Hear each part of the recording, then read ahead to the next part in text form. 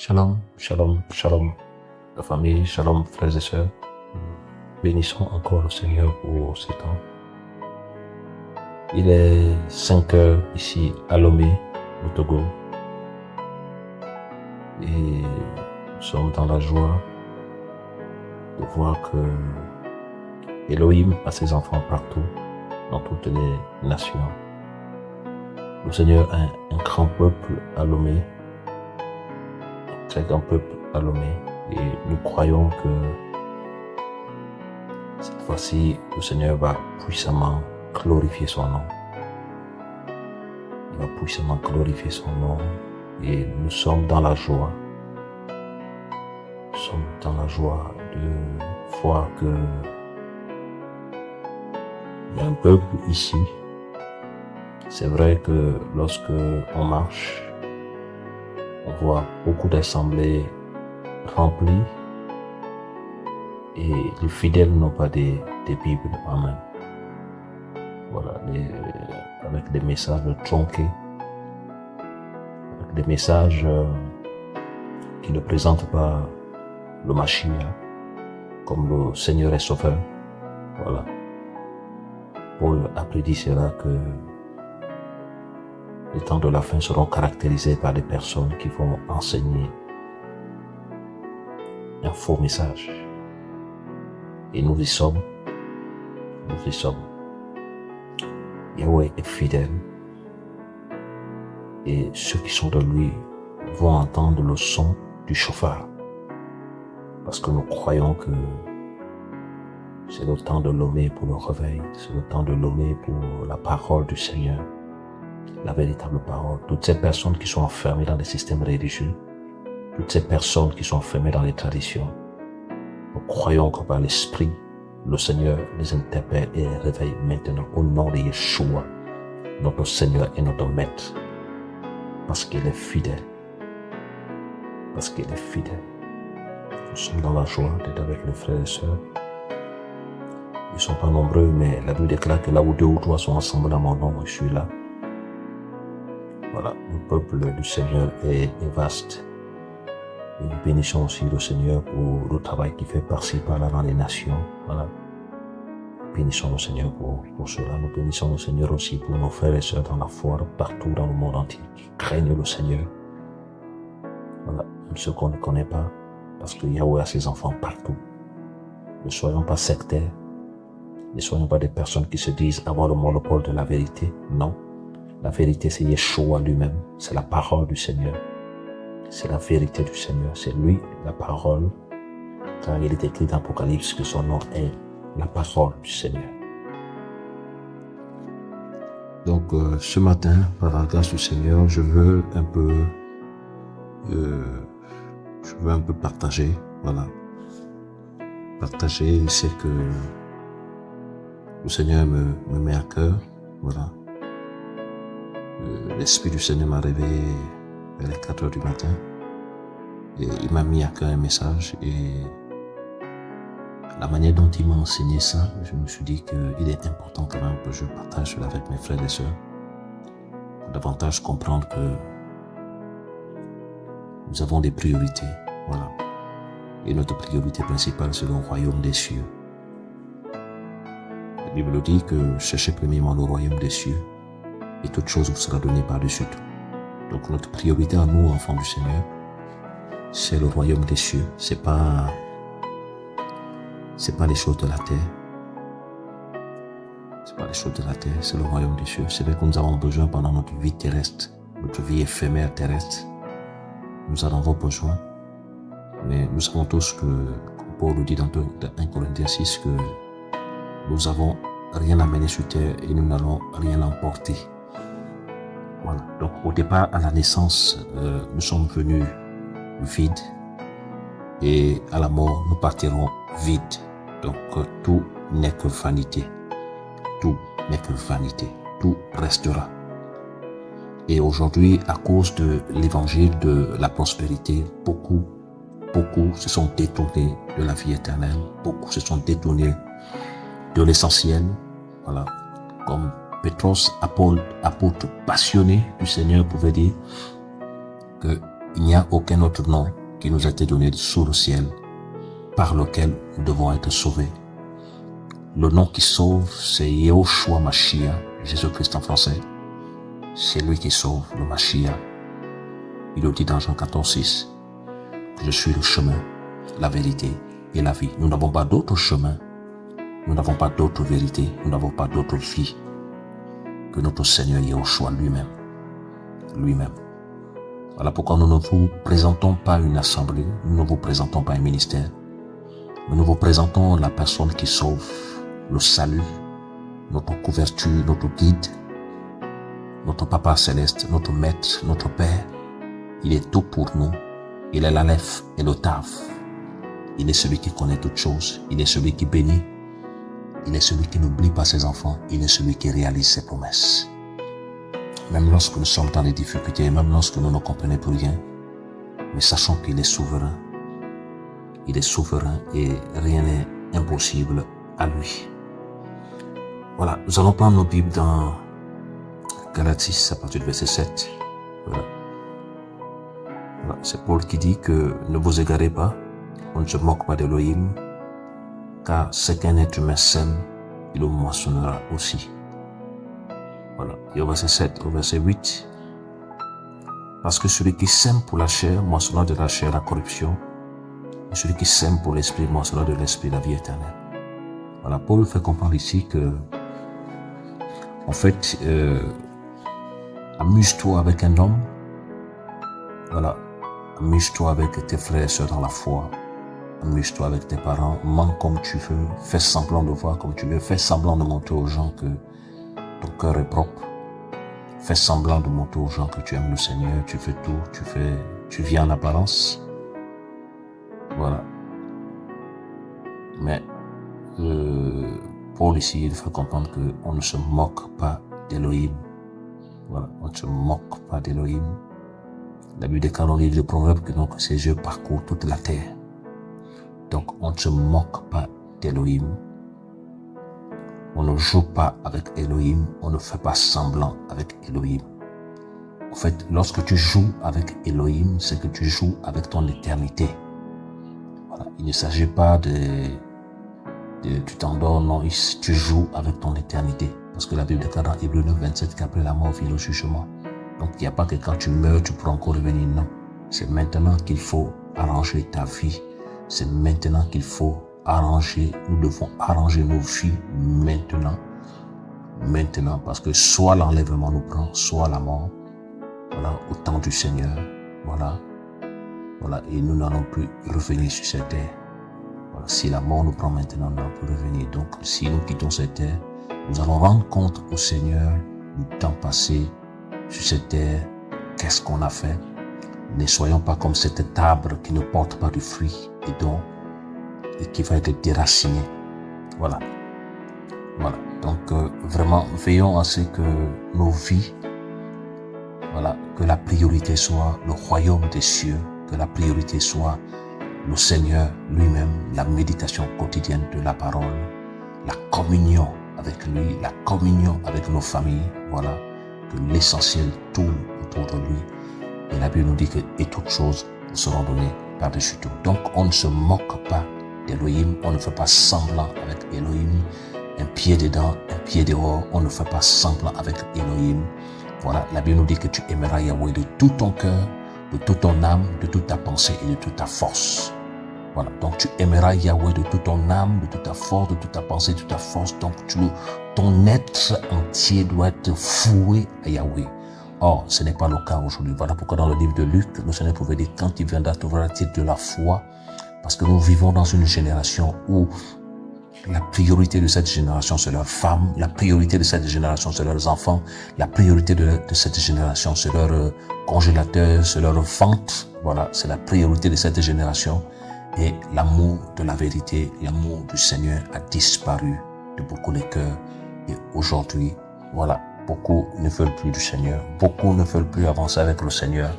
Leur priorité, c'est les choses de la terre. En fait, c'est Laodicée, la 7e église. Voilà. Donc, nous comprenons que prophétiquement parlant, que l'ecclésia qui va précéder la venue du Seigneur, elle sera apostate, elle sera matérialiste. Voilà. Mais comme le Seigneur est fidèle, il y a toujours un reste qui ne va pas se corrompre. Il y a toujours un reste qui ne va pas fléchir les genoux devant Baal. Il y a toujours un reste qui ne va pas fléchir les genoux devant Astarté et Mammon. Un reste qui va rester fidèle à l'évangile du royaume des cieux. Quel que soit le rejet, quelles que soient les souffrances, quels que soient les combats, mais qu'il faut tenir grâce à la force souveraine du Seigneur et qu'il faut travailler de fond en comble pour que le royaume des cieux avance. Il y aura toujours ce reste. Et nous bénissons le Seigneur. Et au verset 8, Paul pouvait dire que, parce que, voilà, verset 7, ne vous égarez pas, on ne se moque pas d'Élohim, car ce qu'un être humain sème, il le moissonnera aussi. Donc ça veut dire quoi? Ça veut dire que donc ce que tu fais, voilà, si c'est le bien, tu vas récolter le bien. Ce que tu fais, si c'est le mal, tu vas récolter le mal.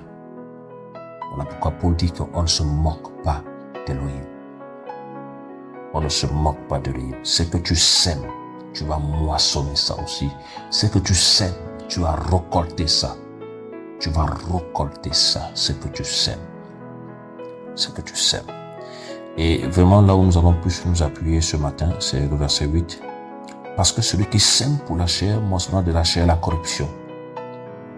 Voilà. Et celui qui sème pour l'esprit, moissonnera de l'esprit la vie éternelle. Donc ça veut dire que non, que si tu travailles pour diviser tes frères, tu sèmes la chair. Si tu travailles pour médire contre tes frères, si tu travailles pour te rebeller, si tu travailles pour être vu des hommes, être apprécié des hommes, tu moissonneras ce que tu as semé. Et tout ça, c'est la chair. Il nous dit que non, que celui qui sème pour la chair moissonnera de la chair la corruption. Et quelqu'un qui est corrompu ne peut pas hériter le royaume des cieux. Alléluia. Donc, il faut faire attention aux actes que tu poses.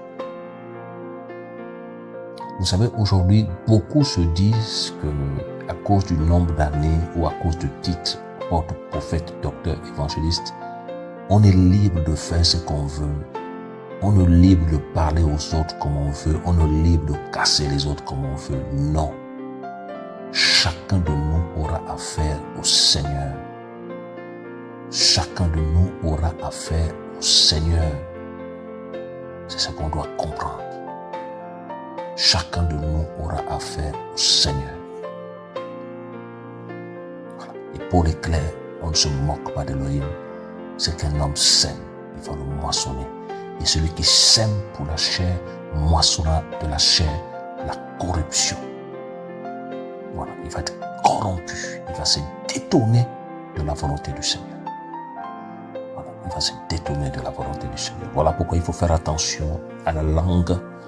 Il faut faire attention au rapportage. Voilà, la Bible déclare que si ton frère a péché contre toi, ne va pas dans tous les toits murmurer, va voir ton frère, applique la Bible, applique la parole. Voilà pourquoi tous les jours nous voulons dire au Seigneur, fais-nous grâce de garder cette parole que nous avons reçue, comme Paul pouvait dire à Timothée, garde le dépôt. Garde le dépôt.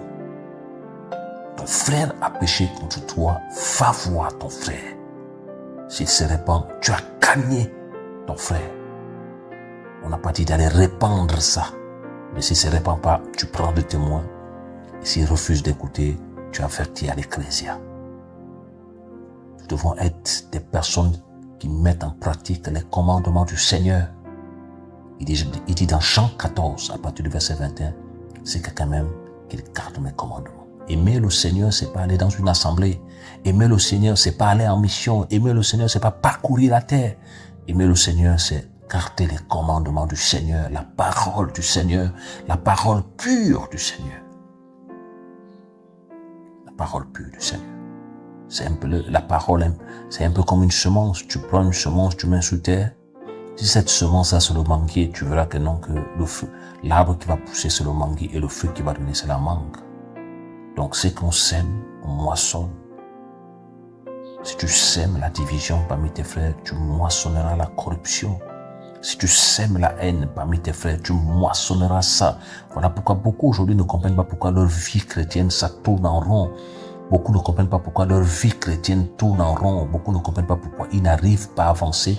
Après des années, ils tournent en rond, ils sont secs, ils sont vides, ils ont des cœurs pourris. C'est parce qu'ils sèment la chair, ils sèment les divisions, ils sèment les murmures. Ce sont des enfants de la malédiction, des fils du diable qui passent leur temps à détester les vrais fils du Seigneur, qui passent leur temps à haïr les vrais fils, qui sont contre l'avancement des vrais enfants du Seigneur. Et s'il fallait même, ils devaient les abattre, les tuer. Mais nous bénissons le Seigneur parce que le protecteur par excellence est avec nous. Il est Yoshua HaMashiach, car nous sommes ses enfants. Alléluia.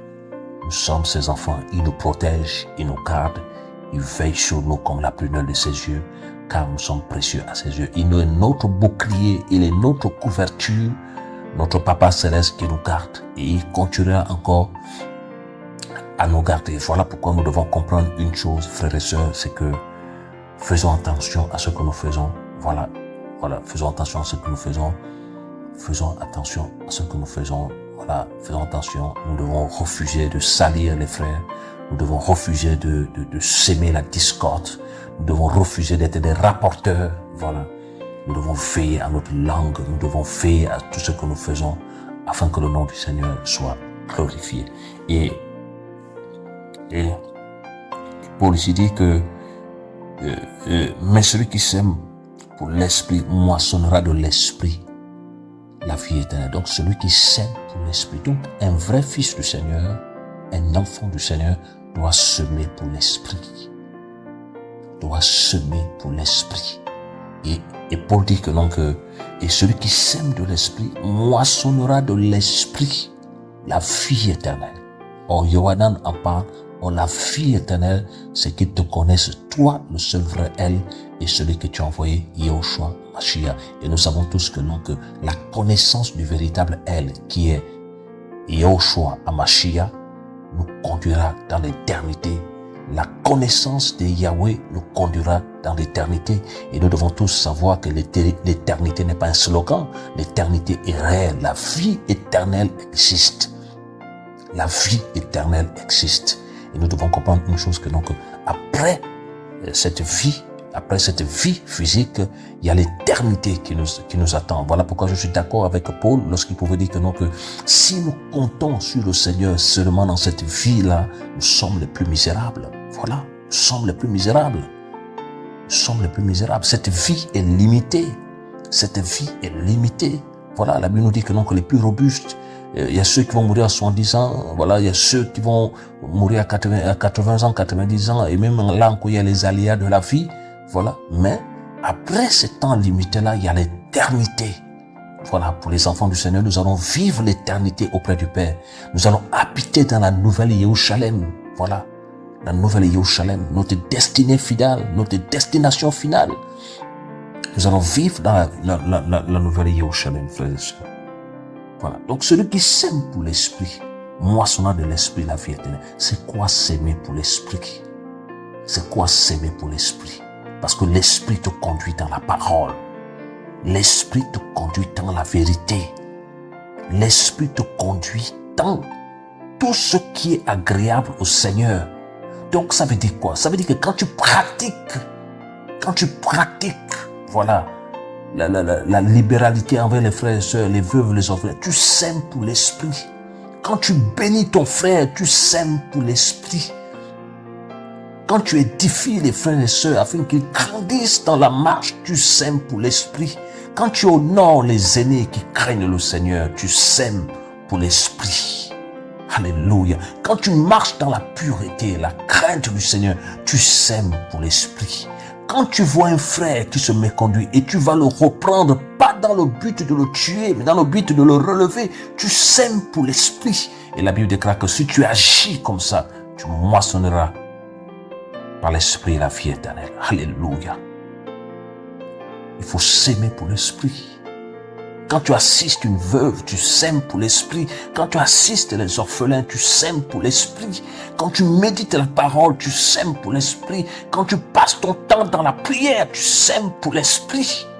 Ce sont des choses qui sont agréables à l'esprit de Yahweh, à l'esprit du Seigneur. Et la Bible nous dit que l'esprit de Yahweh nous conduira dans toute la vérité, dans la vérité absolue, dans toute la vérité. Oui, l'esprit du Seigneur, l'esprit de Yahweh, l'esprit de Yahweh, l'esprit de Yahweh, qui est Yahweh lui-même, l'esprit du Seigneur nous conduira dans toute la vérité. Oui, frère, oui, sœur, ce matin, voilà ce que le Seigneur nous dit. Enfant du Seigneur, fils du Seigneur, fille du Seigneur, homme d'Élohim, nous devons semer par l'esprit.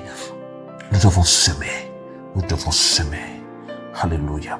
Celui qui sème pour l'esprit moissonnera de l'esprit la vie éternelle. Oui, nous devons semer pour l'esprit. Nous devons pratiquer le bien. Nous devons pratiquer l'amour. Nous devons pratiquer la soumission mutuelle. Nous devons pratiquer la libéralité. Nous devons pratiquer, oui, Père, l'assistance aux veuves, aux orphelins, aux sans-abri, quelle que soit leur nationalité, quelle que soit leur religion, quelle que soit leur couleur de la peau, quelle que soit leur race. Nous devons pratiquer l'humain envers le prochain, parce que le Seigneur pouvait dire, tu aimeras Yahweh de tout ton cœur, de toute ton âme, de toute ta pensée, de toute ta force. Et le second qui le suit, tu aimeras ton prochain comme toi-même. Nous devons assister les sans-abri. Nous devons donner à manger. Nous devons soigner les gens gratuitement, comme ça se fait par-ci, par-là. Nous devons faire ces choses. Et là, tu sèmes pour l'esprit. Et si tu sèmes cela pour l'esprit, tu moissonneras de l'esprit la vie éternelle. Or, la vie éternelle, se connaître qui est le véritable Elohim. C'est lui le chemin, la vérité et la vie. Et il te conduira dans l'éternité, frère.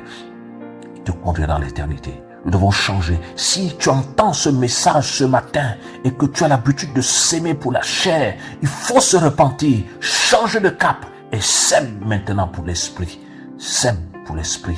Sème pour l'esprit. Ne participe plus à la discorde entre tes frères. Ne participe plus au rapportage. Ne marche plus avec des personnes qui sont corrompues. Ne marche plus avec des personnes ingrates qui refusent la reconnaissance des uns des autres. Ne marche plus avec ces personnes-là. Marche avec ceux qui te craignent. Marche avec ceux qui craignent le Seigneur. Ma prière tous les jours, Seigneur, je veux te suivre avec ceux qui te craignent.